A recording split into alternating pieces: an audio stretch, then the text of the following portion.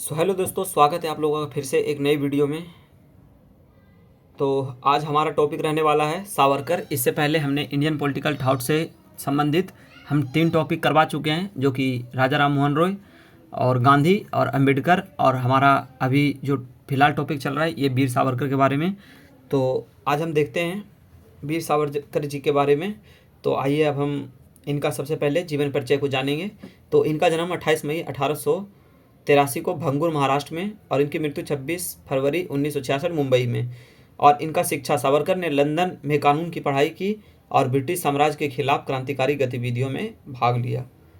इनके प्रमुख विचार रहे, तो पॉइंट वाइज है। तो हिंदुत्व में देखते हैं, सावरकर का हिंदुत्व विचार केवल धर्म तक सीमित नहीं था, यह संस्कृति और राष्ट्रीयता का विचार था। उन्होंने हिंदू को परिभाषित किया जो भारत की संस्कृति और इतिहास से जुड़ा हो।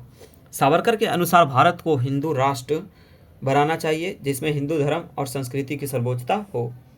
इनका नेक्स्ट पॉइंट देखें, स्वतंत्रता संग्राम। 1857 के विद्रोह को भारत का पहला स्वतंत्रता संग्राम मानते थे। उनका विचार था कि भारत को स्वतंत्रता प्राप्त करने के लिए सांस्कृतिक जागरण और राष्ट्रवाद की आवश्यकता थी। तो इनका हम देखेंगे थर्ड पॉइंट, प्रमुख कार्य। इनके प्रमुख कार्य क्या थे? तो हिंदुत्व, हुई जय हिंदू 1923 में। सावरकर ने इस पुस्तक में हिंदुत्व को एक राष्ट्रीयता और संस्कृति के रूप में प्रस्तुत किया। उस किताब में उन्होंने हिंदू धर्म और संस्कृति को भारतीय पहचान के केंद्र के रूप में देखा। नेक्स्ट देखेंगे, the history of the first war of Indian independence 1909। तो सावरकर ने 1857 के विद्रोह को स्वतंत्रता संग्राम के रूप में प्रस्तुत किया। उन्होंने इसे ब्रिटिश साम्राज्य के खिलाफ एक संगठित संघर्ष के रूप में देखा। इनका नेक्स्ट पॉइंट देखेंगे, जो कि 4 पॉइंट होने वाला है, हिंदू राष्ट्र का विचार। हिंदू राष्ट्र का सिद्धांत देखते हैं। तो सावरकर का मानना था कि भारत को एक हिंदू राष्ट्र के रूप में परिभाषित किया जाना चाहिए, जिसमें हिंदू संस्कृति और धर्म की सर्वोच्चता हो। उनका विचार था कि भारत की संस्कृति और धार्मिक पहचान हिंदू धर्म से जुड़ी है और इस राष्ट्र को एक सामूहिक हिंदू एकता के रूप में विकसित किया जाना चाहिए।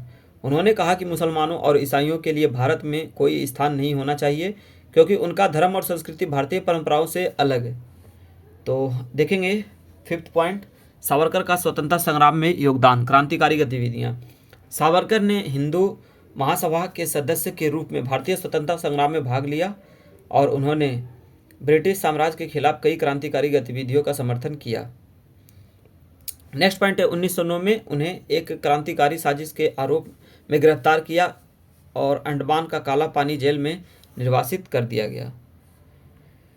जेल में रहते हुए उन्होंने 1857 के स्वतंत्रता संग्राम और भारतीय स्वतंत्रता संग्राम पर कई पुस्तक भी लिखे थे।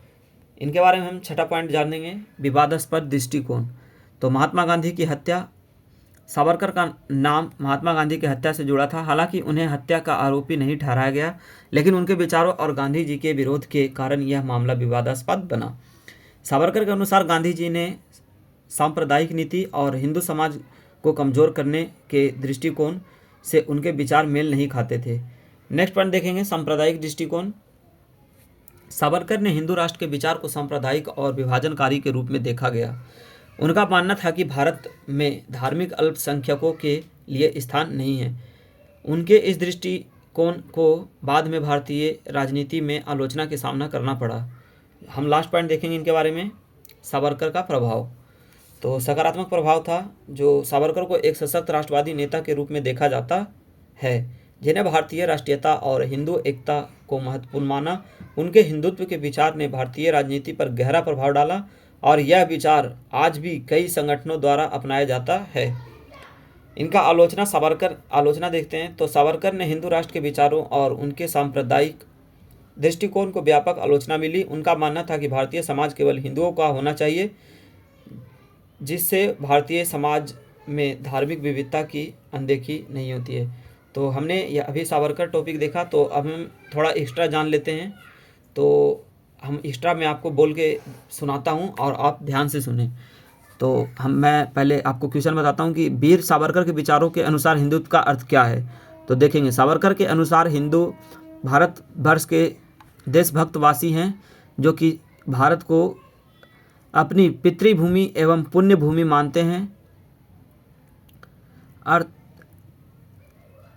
नेक्स्ट पॉइंट देखेंगे, सावरकर के अनुसार हिंदू कौन थे। सावरकर ने हिंदू धर्म को एक जातीय संस्कृति और राजनीतिक पहचान के रूप में माना। सावरकर के अनुसार हिंदू वे हैं जो भारत को वह भूमि मानते हैं जिसमें उनके पूर्वज रहते थे। पितृभूमि साथ ही वह भूमि जिसमें वे शुद्ध या पुण्य भूमि मानते हैं, वह जिसके लिए भारत पितृभूमि और पवित्र भूमि दोनों हैं। वीर सावरकर ने अपनी किशोरावस्था के दौरान एक युवा संगठन का आयोजन किया। उनका नाम क्या था, देखते हैं। अभिनव भारत समिति यंग इंडिया सोसाइटी 1904 में विनायक दामोदर सावरकर को उनके भाई गणेश दामोदर सावरकर व नारायण दामोदर सावरकर द्वारा स्थापित एक गुप्त समाज था।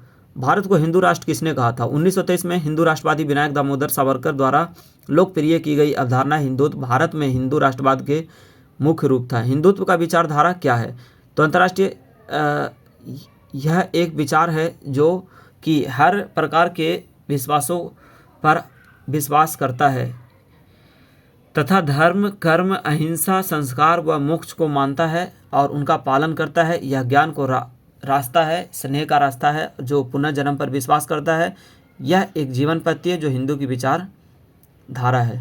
हिंदूवादी का अर्थ क्या है, तो हिंदूपन एक राजनीतिक विचारधारा है जो हिंदू राष्ट्रवाद के सांस्कृतिक औचित्य और भारत के भीतर हिंदू आधिपत्य स्थापित करने में विश्वास को शामिल है।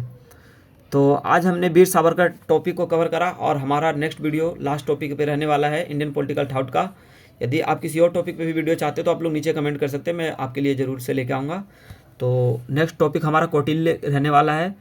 तो आज हमने वीर सावरकर के बारे में पढ़ा, और यदि आपको इसका PDF चाहिए तो आप लोग नीचे ज़रूर कमेंट कर देना, और आप लोग वीडियो कैसा लगा हो कमेंट कर दें। धन्यवाद।